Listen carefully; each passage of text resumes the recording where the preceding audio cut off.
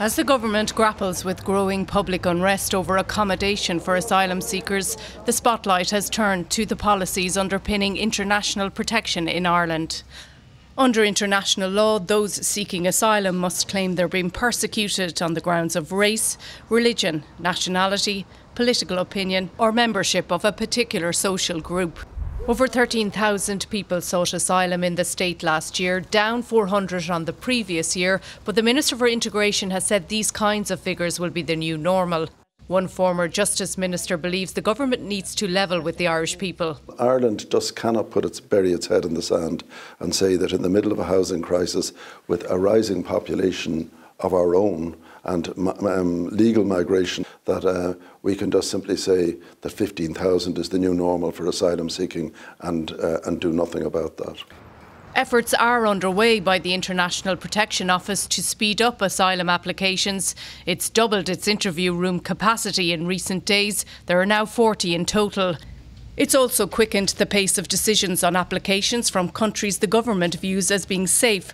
This has resulted in a reduction in applications from Georgia, for example, which is amongst the top 5 countries from where people seek asylum.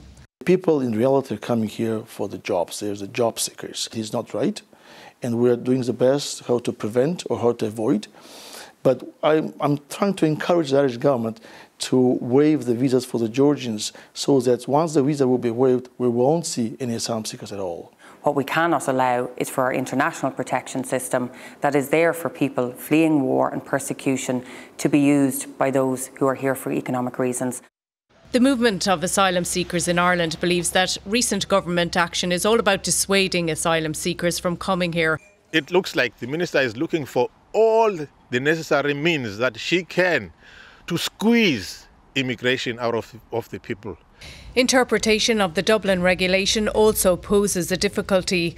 While many people see it as a means of sending asylum seekers back to the first EU member state they landed, it's about establishing the one that's responsible under different criteria, including reunifying families, for example, whether they've had permits in other member states, or if there's evidence on how the applicant entered the EU. It's when responsibility can't be established under these criteria that a member state where an application is first made is usually responsible. But there's broad agreement Dublin 3 doesn't work.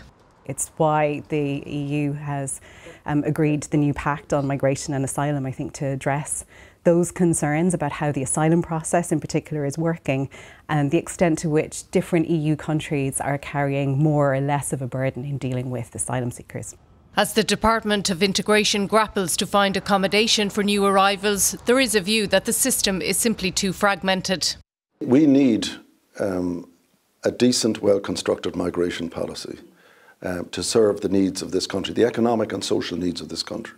If they're not addressed, they'll cause major political casualties. With local and European elections later this year, it's expected the Irish government and others around Europe will be judged on their response to the issue. Ailbhe Conneely, RTE News.